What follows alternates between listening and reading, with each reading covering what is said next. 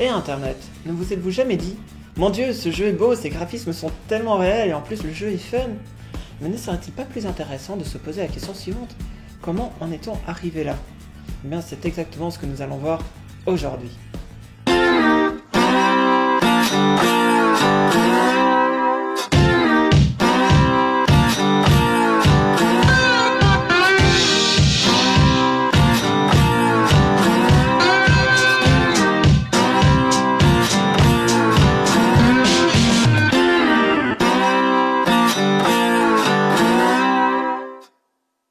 L'histoire du jeu vidéo a débuté dans les années 1950 au sein des universités.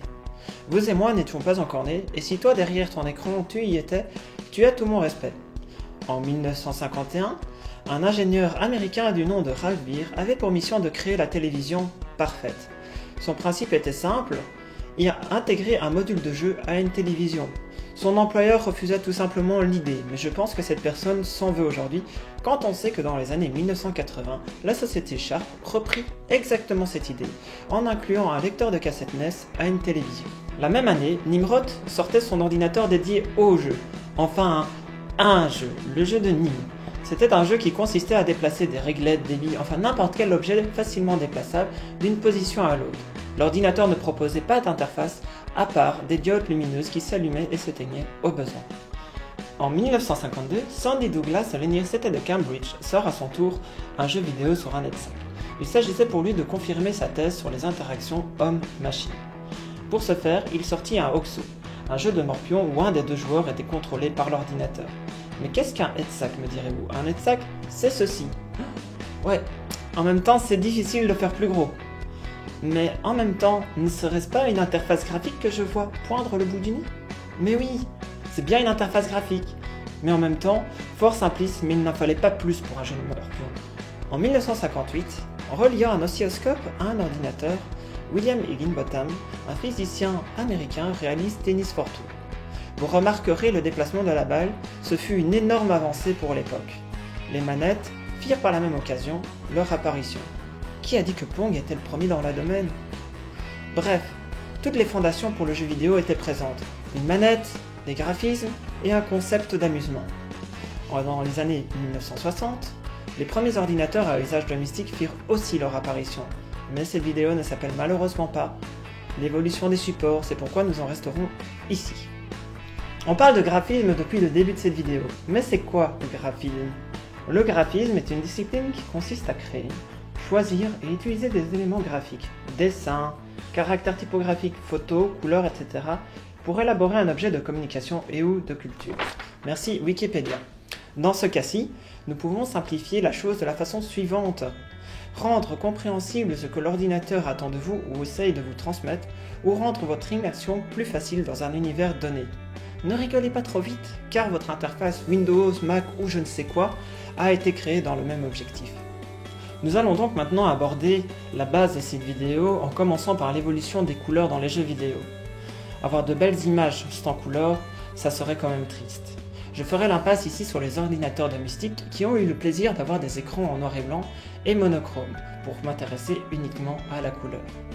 Les années 1970 ont vu naître les premières consoles de salon ainsi que les bornes d'arcade. Ah, la fierté d'avoir son high score dans une de ces machines. Mais bon, je m'égare. Les premières machines comme l'Atari 2600 étaient capables de générer jusqu'à 128 couleurs dans une 2D des plus plates et d'en afficher jusqu'à 32 couleurs simultanément. 10 ans après, dans les années 1980, le nombre de couleurs a tout simplement doublé avec des consoles comme l'Atari 7800 qui gère 256 couleurs en 1986. Néanmoins, il ne faut pas se leurrer, la NES est sortie en 83 et n'avait qu'une palette de 53 couleurs dont seulement 52 affichables à l'écran. Bref, rien n'était acquis.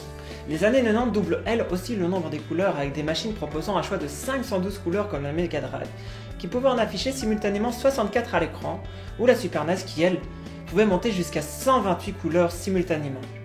Arrivé aux années 2000, les couleurs possibles dépassent la palette du million de couleurs comme la PlayStation avec ses 16,7 millions ou encore la Saturn avec ses 16 millions de couleurs. L'univers du jeu vidéo a fait plusieurs essais de 3D avant d'y arriver définitivement. C'est comme cela qu'est apparue la 3D isométrique, mais ne vous fiez pas à son nom, cela reste quand même de la 2D. La 3D isométrique est une représentation en perspective de l'espace où les trois axes sont représentés avec la même échelle. Il s'agit donc toujours d'une image plate et non de véritable 3D. La perspective, souvent en 3/4, avait le bon côté de déplacer un personnage dans un univers plus profond sans devoir changer sa taille. Néanmoins, une confusion pouvait s'installer à l'heure des déplacements. Comme notre personnage ne changeait pas de taille et que l'image était plate, il devenait donc difficile de viser lors des sauts par exemple. Un jeu comme Sonic 3D est un bon exemple de fausse 3D vu que la caméra est fixe et illustre parfaitement la confusion qu'un joueur pouvait subir. Les full motion vidéo ou FMV est une technique mettant en scène différentes cinématiques ou incrustations de vidéos dans la trame du jeu. Les vidéos remplacent les graphismes et rendent plus fluides les scènes d'action.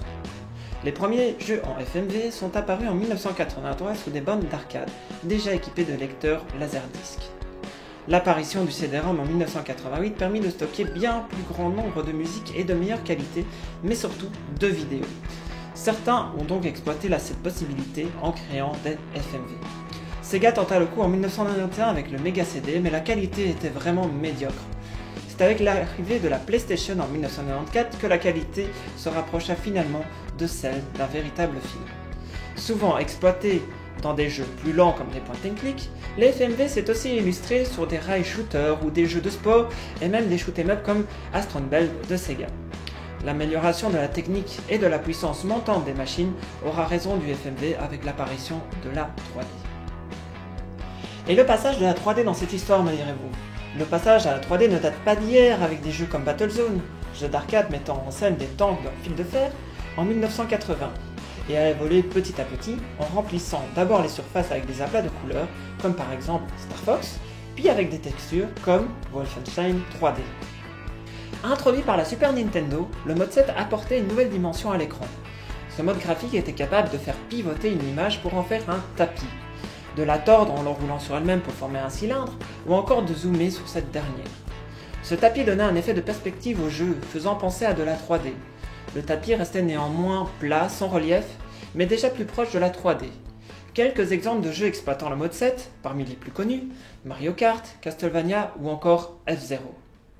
Le self-shading ou graphisme cartoonesque est à classer dans les modes d'éclairage de jeu. Qui n'a jamais croisé cette grosse ligne noire faisant le contour de forme et rappelant les mangas ou les comics?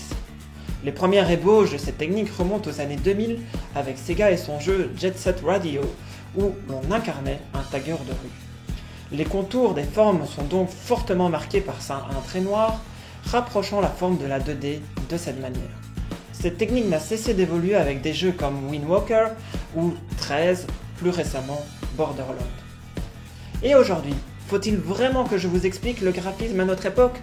Vraiment? Eh bien, ces derniers se tournent de plus en plus vers des jeux vous proposant des graphismes proches du réel afin de vous faciliter l'immersion dans l'univers proposé.